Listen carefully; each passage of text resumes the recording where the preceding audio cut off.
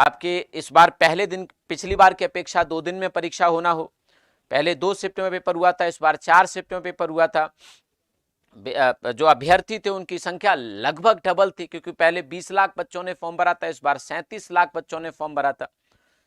लेकिन क्या उपस्थिति रही, कितनी अनुपस्थिति रही, पिछली बार कितनी थी, हम कंपैरिजन करेंगे, है ना, कि पिछली बार उपस्थिति कितनी थी और इस बार उपस्थिति कितनी है। इस बार पिछली बार से कितने बच्चों ने ज्यादा फॉर्म पेपर दिया, हम फॉर्म भरने की बात नहीं कर रहे। फॉर्म भरने वाले तो लगभग डबल थे, 2 गुना थे, जिन्होंने फॉर्म भरा था वो तो लगभग 2 गुना थे, है ना। लेकिन उपस्थिति कितनी रही, इस बारे में हम लोग बात करेंगे और उसी हिसाब से हम देखेंगे कि क्या फर्क पड़ सकता है, कितना अंतर हो सकता है। क्योंकि इस बार आप जिससे भी सुनो वो कह रहा है कि इस बार कट ऑफ अलग अलग एग्जाम्स के लिए अलग अलग हो सकती है, क्योंकि इस बार अभ्यर्थियों की संख्या थोड़ी ज्यादा है, लेकिन कितनी ज्यादा है, क्या लगभग डबल है, इसको देखने का प्रयास हम लोग करते हैं।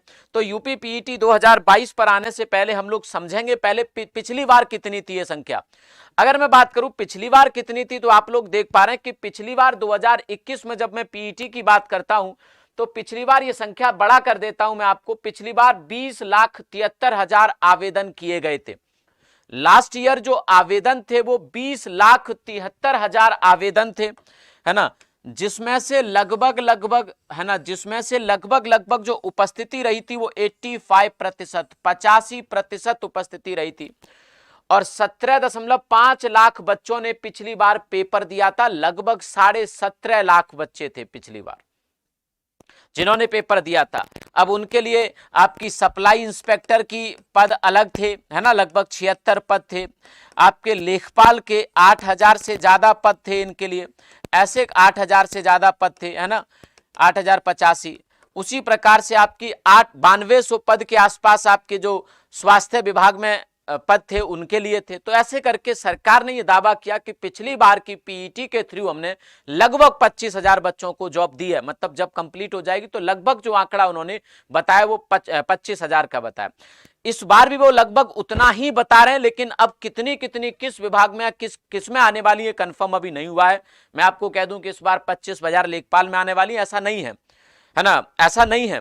और लेखपाल में जो उन्होंने बताया है वो लगभग 4,000 के आसपास भर्तियां बताई हैं। कब तक आएंगी इस पर तो बाद में बात करेंगे, कट ऑफ क्या रहेगी इस पर भी मैं बात नहीं करूंगा, आप लोग खुद अंदाजा लगाना कितनी कट ऑफ रह सकती है। तो पिछली बार की जो उपस्थिति थी वो 17.5 लाख बच्चों ने इस पेपर को दिया था और इस हिसाब से आप कट ऑफ सबकी अलग अलग आप लोगों को पता ही है।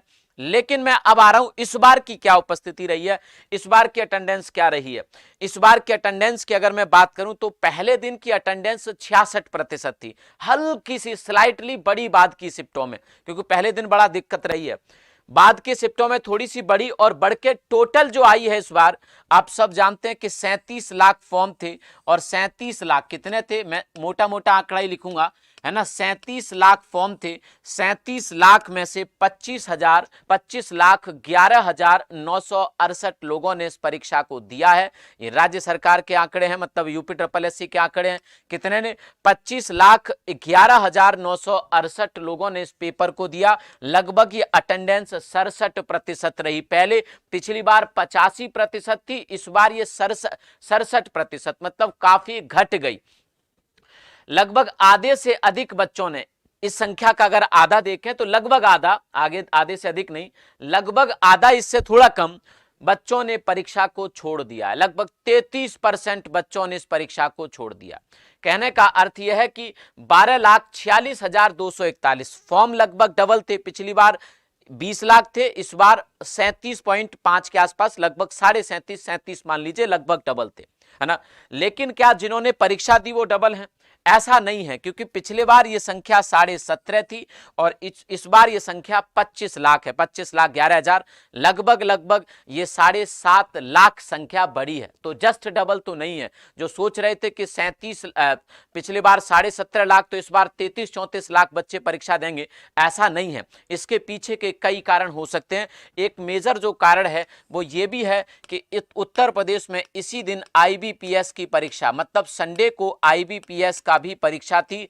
अर्थात एक बड़ी संख्या में जो बच्चे, जिनकी संख्या भी लाखों में होती है, जो बच्चे बैंकिंग आदि की तैयारी करते हैं, आईबीपीएस वगैरह की जो तैयारी करते हैं, वो आईबीपीएस अब इनको एक ही परीक्षा दे पाए, या तो ये बैंक दे सकते थे, आईबीपीएस दे सकते, या फिर आपकी यूपीपीईटी दे सकते थे। क्यों? क्योंकि इनके सेंटर्स बहुत दूर दूर थे, किसी को नहीं पता। जैसे कोई अगर मान लो मेरठ का रहने वाला है तो उसका सेंटर कहीं और भेज दिया, या जैसे मान लो कोई आगरा का रहने वाला है तो उसका सेंटर नोएडा डाल दिया, तो ये 200-250 किलोमीटर की दूरी है। अब आईबीपीएस का सेंटर भी कहीं ऐसा तो है नहीं कि नोएडा में ही होगा तो तुम तुरंत जाके पेपर दे दोगे, तो भाई वो भी 100-200 किलोमीटर दूर होगा। तो अब 2-3 घंटे में तो 100-200 किलोमीटर बच्चे जा नहीं सकते। पहला कारण रहा कि आईबीपीएस की परीक्षा भी थी इसी दिन, संडे को, शनिवार को नहीं, इस बात को याद रखना। और दूसरा आपका क्या हो जाएगा बेटा, दूसरा आपका यहां पर हो जाएगी, दूसरा आपका जो एक अनियंत्रित भीड़, मतलब जिसके लिए कोई इंतजाम नहीं किया। सरकार ने क्या दावे किए इसको बता रहा हूं मैं, ठीक है। दूसरा, भीड़ बहुत ज्यादा थी, आने जाने की कोई सुविधा नहीं, यात्रा इतनी, मतलब यात्रा में बच्चे इतना ज्यादा परेशान हो गए। मैंने देखा कि बच्चों को ना तो कहीं सोने की जगह मिली, है ना, बच्चों को कहीं ना कोई धर्मशाला या ना कोई सरकारी व्यवस्था, ना किसी स्कूल में। हालांकि बहुत मुश्किल काम होता है सरकार को, लेकिन सरकार चाहे तो कर सकती है, क्योंकि सरकार के पास तमाम तरह के आर्थिक संसाधन होते हैं, तमाम तरह के मानव संसाधन भी होते हैं, उनके पास अधिकारी कर्मचारी बहुत सारे होते हैं, वो मैनेज कर सकते हैं, बहुत सारी चीजों को वो मैनेज कर लेते हैं, जैसे बहुत सारी यात्राओं को मैनेज कर लेते हैं, रैलियों को मैनेज कर लेते हैं, लेकिन वो परीक्षा को भी मैनेज कर सकते थे, क्योंकि एक ही शहर में तो थी नहीं, हर शहर में अलग अलग थी। लगभग 1855 के आसपास इन्होंने केंद्र बनाए हुए थे, मतलब कई सारे शहरों में अलग अलग थे, तो इंतजाम किए जा सकते थे। तो इन दोनों कारणों की वजह से, क्योंकि बालिकाएं घर से गई नहीं, अब परिवार वाले ऐसे तो नहीं भेज देंगे उनको बसों में धक्का खाने के लिए या ट्रेन में धक्का खाने के लिए, ऐसे कोई नहीं भेज देता अपने बच्चों को, है ना, सब अपने बच्चों को बड़े प्यार से रखते हैं। तो बालिकाएं नहीं जा पाई दूसरे शहरों में, 200-200 किलोमीटर दूर, 250-250 किलोमीटर दूर नहीं जा पाए, और कुछ लड़के भी नहीं जा पाए, क्योंकि सबके पास वो नहीं हो पाता कि भाई इतने धक्के खा के मैं चला जाऊं, कुछ बीमार भी होते हैं, नहीं जा सकते बेचारे।